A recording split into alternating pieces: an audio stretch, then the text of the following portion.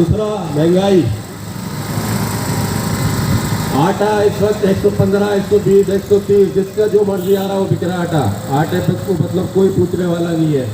क्या जो है बुनियादी ज़रूरत है इंसान की, उस पर क्या रेट चल रहा है? बिजली का रेट 200 से ऊपर 46 रुपये यूनिट चल रहा है।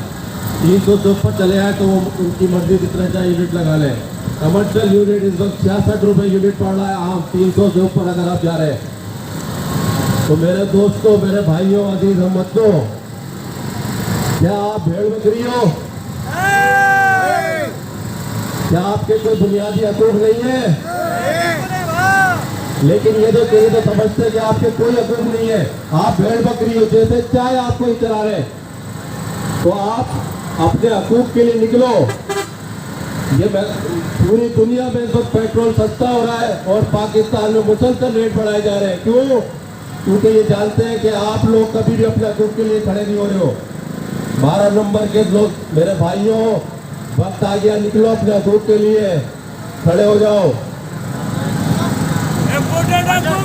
अदान का एहतराम करें।